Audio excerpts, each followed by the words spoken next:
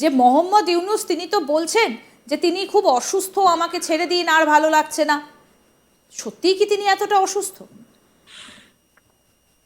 দেখো, বাংলাদেশের সরকার পরিচালনায় ইতিহাসের জঘন্যতম সরকার সরকার পরিচালনায় যে নজির আছে সরকার পরিচালনার, তার মধ্যে ইতিহাসের জঘন্যতম সরকার হচ্ছে এই ইউনূস সরকার। মুক্তিযুদ্ধের পর এত ব্যর্থ, এত খারাপ সরকার বাংলাদেশে কখনো আসেনি।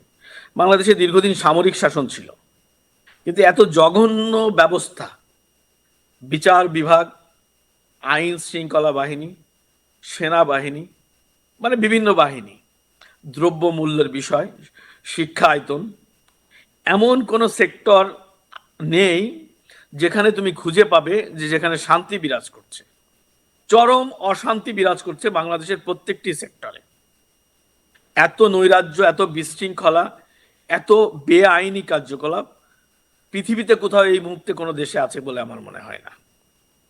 তো সেই পরিস্থিতিতে দাঁড়িয়ে ডক্টর ইউনূস মূলত একটা পাপেট। আমি আগেও বলেছি, এখনো বলছি, সেটা আমরা সবাই দেখেছি।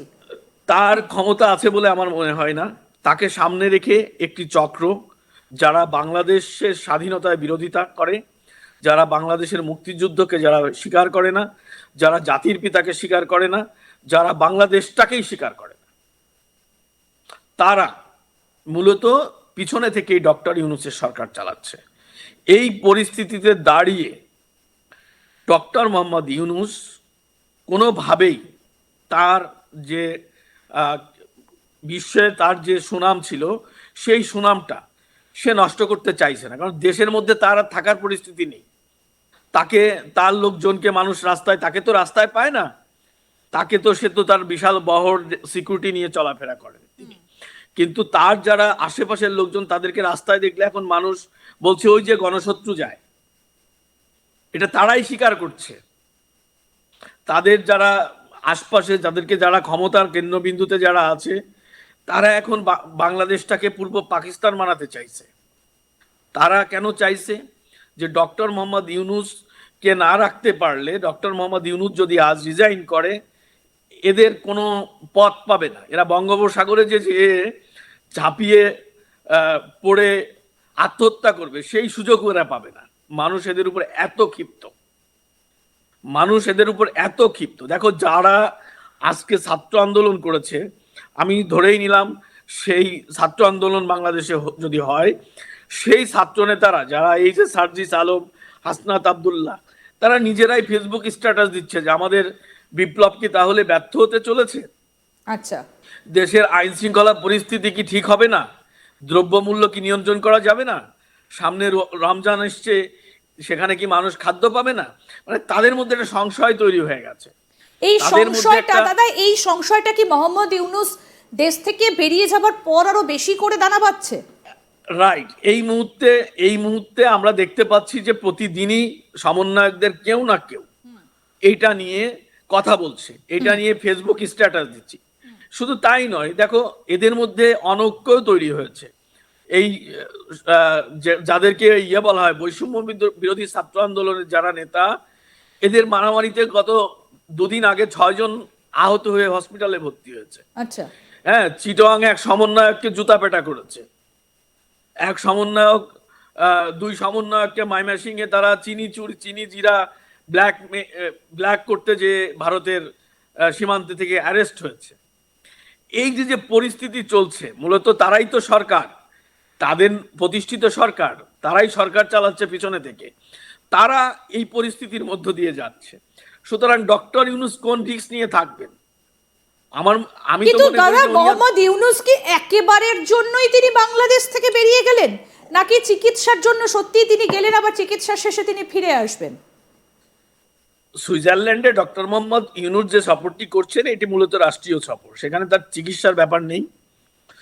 কিন্তু এই সফর শেষে উনি দেশে ফিরে আসবেন কি আসবেন না, সেটা আসলে আমি ওভাবে বলতে পারি। কারণ তার যে এই কথাগুলো, উনি যে যদি আমাকে ছেড়ে বুদ্ধিমান দিন, হন, হ্যাঁ আমাকে ছেড়ে দিন, আমার শরীর ভালো হ্যাঁ, নেই। আমি সেই বলছি যে উনি যদি বুদ্ধিমান হন বা উনি, তাহলে দেশে এই পরিস্থিতিতে ওনার যদি আন্তর্জাতিক সম্প্রদায়ের যে সুনামটা রয়েছে, সেই সুনাম রক্ষা করার জন্য ওনার দেশে আসা উচিত না, আমি মনে করি। আর উনি ব্যক্তিগতভাবে অনেককেই বলেছেন যে দেখুন, আমি এই কাজের জন্য পারদর্শী না, এই কাজটি আমার নেই, হঠাৎ করে আমাকে বসানো হয়েছে। ইভেন উনি কিন্তু শপথ গ্রহণের পরে নিজে প্রকাশ্যেই বলেছেন যে আমি যদি মনে করি যে আমার কথা কেউ শুনছে না, আমি পারছি না, তাহলে আমি থাকবো না। তাহলে আমি চলে- নির্বাচন কেন ডিক্লেয়ার দিচ্ছেন না? সেটাও তো তিনি দিচ্ছেন না, বলছেন 26-এ নাকি নির্বাচন। দেখো, আমি তো তোমাকে বললাম যে এটা একটা পাপেট, ডক্টর ইউনূস একটা পাপেট, তার কোনো কিছু করার সুযোগ নেই। তার পিছনে যারা খেলছে এরা পাকিস্তানের লোক।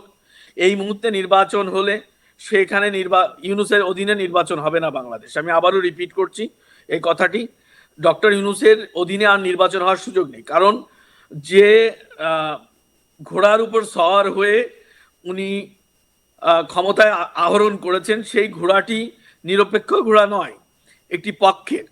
এবং তারা একটি রাজনৈতিক বলয়কে, শক্তিকে, মানে কি বলে এটাকে, যে নির্যাতন নিপীড়ন চালিয়ে তারা ক্ষমতায় টিকে আছে।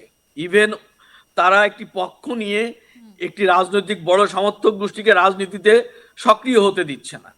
তো দেশের একটি বড় সংখ্যক মানুষকে ফেলে বাংলাদেশে কোনো গ্রহণযোগ্য নির্বাচন হবে না। সেক্ষেত্রে ডক্টর মোহাম্মদ ইউনূসের অধীনে আওয়ামী লীগ নির্বাচনে যাবে না। আওয়ামী লীগ অলরেডি সে ঘোষণা দিয়ে দিয়েছে। তো সে জন্য নিরপেক্ষ নির্বাচন হতে হলে ইউনূসকে যেতে হবে। এখন নির্বাচনের ঘোষণা দিয়ে ইউনূস যদি কাউকে না আনতে পারে, তাহলে তো তার ব্যর্থতা হবে, ও সেই নির্বাচন স্থায়ী হবে না, সেই সরকার স্থায়ী হবে না। সুতরাং ডক্টর ইউনূস সেই রিস্কটা নিবে না আমার কাছে মনে হয়। আলটিমেটলি সে চলে যাবে এবং বাংলাদেশে অন্য একটি সরকারের অধীনে নির্বাচন হবে।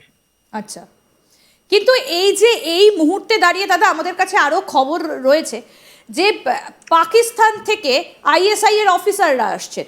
প্রশ্নটা এখানে আমাদের কাছে একদম পয়েন্টেড খবর রয়েছে যে কারা কারা এসেছেন, তারা কারা, কোন পদমর্যাদার, একেবারে ডেফিনিট খবর রয়েছে।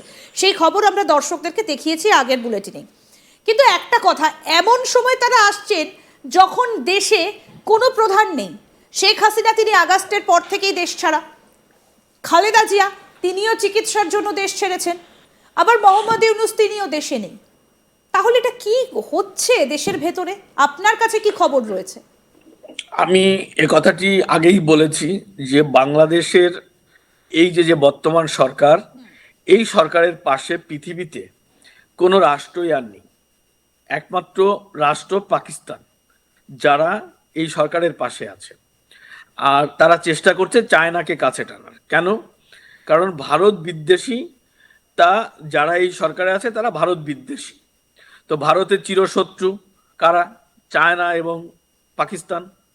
তো এদেরকে মূলত সামনে এনে এদের সহযোগিতা নিয়ে এই সরকার টিকে থাকতে চায়।